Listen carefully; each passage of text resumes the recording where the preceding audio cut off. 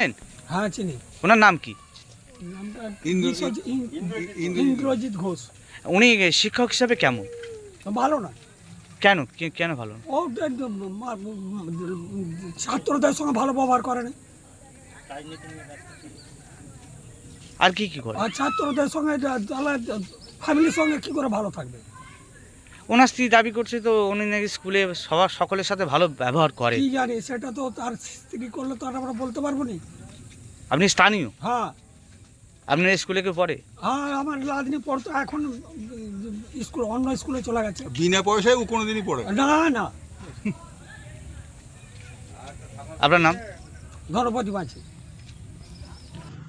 রঘুভাটি প্রাথমিক বিদ্যালয়ের শিক্ষক এবং গোঘাট ১ নম্বর চক্রের তৃণমূল প্রাথমিক শিক্ষক সেলের নেতা ইন্দ্রজিৎ ঘোষ গ্রেপ্তার হওয়ার ঘটনাকে কেন্দ্র করে গোঘাট জুড়ে তীব্র রাজনৈতিক ও সামাজিক চর্চা শুরু হয়েছে ইতিমধ্যেই।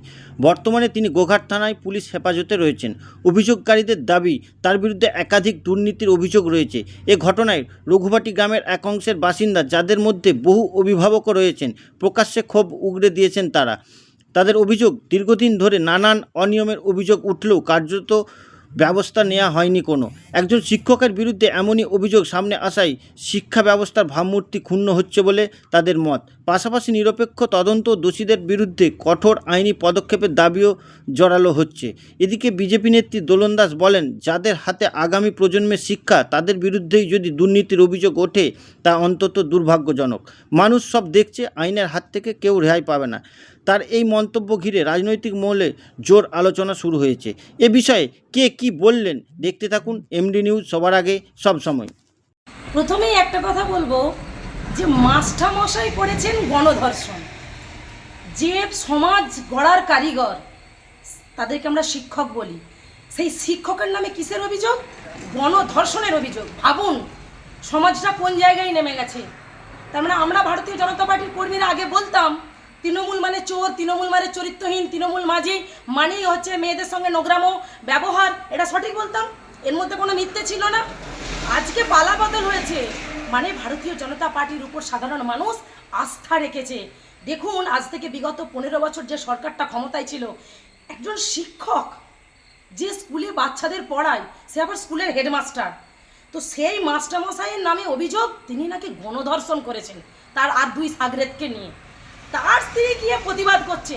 এই লজ্জাটা নারী হিসাবে তার স্ত্রীর, যে একজন মহিলা হিসাবে তার স্বামীর সম্ভ্রম চলে যাবে বলে হাহা করে চিৎকার করছে, আর একটা মেয়েকে অত্যাচার করা হচ্ছে, সে একজন মহিলা হয়ে সেই মেয়েটার পাশে না দাঁড়িয়ে স্বামীর অন্যায়কে চাপা দিতে ব্যস্ত হয়ে পড়েছে, সেও তো একজন তৃণমূলের পঞ্চায়েত সদস্য। তাহলে একটা মাস্টারমশাইয়ের স্ত্রী পঞ্চায়েতের তৃণমূলের সদস্য সমিতির, আর সেই মাস্টারমশাই হচ্ছে স্কুলের তৃণমূলের টিচার সেলের একজন দায়িত্বপ্রাপ্ত লোক। তাহলে এবার আপনি ভাবুন সরকারটা কোন জায়গায় গেছে। স্কুলের মাস্টারমশাইদের কাজ কি? পড়াশোনা করানো। স্কুলের মাস্টারমশাইরা তো শেখায় যাতে সমাজের যত রকম অপকর্ম না হয়, সেখানে মাস্টারমশাই অপকর্মের সঙ্গে যুক্ত। মানে কোন সরকারটা পশ্চিমবাংলায় ছিল? কেন শিক্ষা ব্যবস্থা ভেঙে পড়েছে? কেন ছেলেমেয়েরা সঠিক ইংলিশ উচ্চারণ করতে পারে না? কেন ছেলেমেয়েরা আজও অঙ্ক করতে গেলে ঠোঁট কাঁপে? এই সমস্ত অযোগ্য টিচারদের জন্য। আর তারই প্রমাণটা আপনি দেখছেন। তো তার স্ত্রীকে বলবো হাহা করে চিৎকার না করে, চোরের মায়ের বড় গলা আমরা সবাই জানি, এটা প্রবাদ বাক্যে রয়েছে। তো সেই চোরের মায়েদের বড় গলা না করে, প্রশাসন যখন দায়িত্ব নিয়েছে, একজন নারীর প্রতি অত্যাচার হয়েছে, নারী হিসাবে ভারতীয় জনতা পার্টির একজন কর্মী হিসাবে এটা আমরা মেনে নেব না। তো নারীকে যে অত্যাচার করেছে, অত্যাচারের জন্য প্রশাসন তার সঠিকভাবে সক্রিয় ভূমিকা পালন করবে এবং উপযুক্ত নারীটার প্রতি যাতে ন্যায় বিচার হয়, তার আবেদন আমরা প্রশাসনের কাঠগড়ায় রাখলাম। আপনার নাম? আমার নাম দোলন দাস, আরামবাগ সাংগঠনিক জেলার বিজেপি সেক্রেটারি। এই স্কুলে কেউ আসে না? এই তো বল, আপনার নাতি আসে নাকি? নাতি পড়তে আসে। বর্তমান হেডমাস্টার? হ্যাঁ হ্যাঁ, বর্তমান হেডমাস্টার ইন্দ্রজিৎ ঘোষ। আচ্ছা, উনি শিক্ষক হিসাবে কেমন? আমি জানি না বাবু, আমি কেস কীরকম আমি জানিনি, বলে লাভ নেই। মানে আপনারা এটা দোকান আপনার তো? আমি দোকান হলে কী হবে, আমি সকালে 8টার মধ্যে বন্ধ করে চলে যাই, সারাদিন গ্যাস ডেলিভারি করি, তারপর আবার এসেই বৈকাল থেকে খুলি। না, কারো কাছে শোনেননি যে মাস্টারমশাই ভালো কি বা না না না না, ওর সম্বন্ধে জানি নেই। আমি জানতাম বলে সে সাহাই তো ছিল। আচ্ছা, আপনার নাম? আমার নাম দিলীপ মণ্ডল। আপনার কেউ পড়তে আসে? হ্যাঁ কে আসে? নাতি আছে আপনার নাতির নাম কি? ওই আয়ুষ আয়ুষ রায়। এই স্কুলের প্রধান শিক্ষককে চেনেন? শিক্ষক মাস্টারমশাই হেডমাস্টার ইন্দ্রজিৎ ঘোষ। হ্যাঁ ইন্দ্রজিৎ ঘোষ। চেনেন? উনি শিক্ষক হিসাবে কেমন? খুব একটা ভালো নেই বাবা। কেন ভালো নয় কেন? ও রাজনীতি নিয়ে ব্যস্ত ছিল, তারপরে বলা বলি কি ও খুব একটা চোখে দেখতেন নি, ছেলেদিকে খুব চোখে দেখতেন নি, মানে এই অবস্থা। আপনার নাম? আমার নাম সনাতন রায়।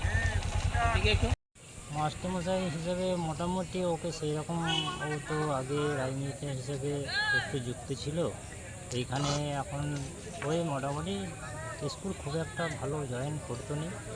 হ্যাঁ, সেইভাবে ওকে বলা হয়েছিল আপনি যে রাজনীতি করছেন, যে একটা সরকারি দপ্তরে আপনি কাজ করছেন, পড়াশোনাগুলো ভালো করে করাবেন ছেলেগুলোকে, এই হিসাবে ওকে বলা হয়েছিল। সেই টাকা এখন বলছে না, সরকারটা পাল্টে যাওয়ার পর এখন বলছে আমি ওইসব করবো না। হ্যাঁ, আর স্কুলে এখন দেখছি আসতে যাচ্ছে, তো বলা হয়েছিল এই ব্যাপারটা নিয়ে, যে বলছে না আমি রাজনীতির দিকে আর যাবো না। হ্যাঁ, আমরা স্কুলে আসবো, ভালো ছেলেগুলোকে গাছ দিয়ে পড়াশোনা করবো, এই নিয়ে এখন স্কুল যাওয়া আসা করছে। উনি গ্রেপ্তার হয়েছে জানেন? গ্রেপ্তার এখন সঠিক জানা নেই গ্রেপ্তার হয়েছে না। ওনার স্ত্রী অভিযোগ যেটা করছে গ্রেপ্তারের পর, যে উনি না স্কুলের আশেপাশে যারা আছে তাদেরকে জিজ্ঞাসা করুন উনি শিক্ষক হিসাবে কেমন। আপনার কেমন মনে হয়? হ্যাঁ, শিক্ষক হিসেবে ওই তো বললাম যে উনি তো অন্য জায়গায় রাজনীতি নিয়ে একটু যুক্ত ছিল, সেই করে স্কুলে খুবই কম যাওয়া আসা করতো। সেই করে ও পাড়ার থেকে বলা হয়েছিল আমাদের গ্রাম থেকে, যে আপনি স্কুল ঠিকমতো টাইমে যাওয়া আসা করুন, রাজনীতির পরের জায়গায় রাজনীতি করুন, আপনাকে রাজনীতি করার জন্য তো স্কুলে তো আপনাকে চাকরিটা দেয়নি। এই স্কুলটার নাম কি? রঘুবাটি প্রাথমিক বিদ্যালয়। এই জায়গাটার নাম? রঘুবাটি। আপনার নাম? বাপি মান্ডি। স্থানীয়? স্থানীয়। আপনাকে পড়ে? হ্যাঁ, আপনার এই স্কুলে কেউ? হ্যাঁ, বাচ্চা দুটো আমার একটা বাচ্চা পড়ে, আগে একটা পড়ছিল, সে এখন 5-এ গেছে, এখন একটা বাচ্চা আছে, সে যাওয়া আসা করে স্কুলে পড়ে।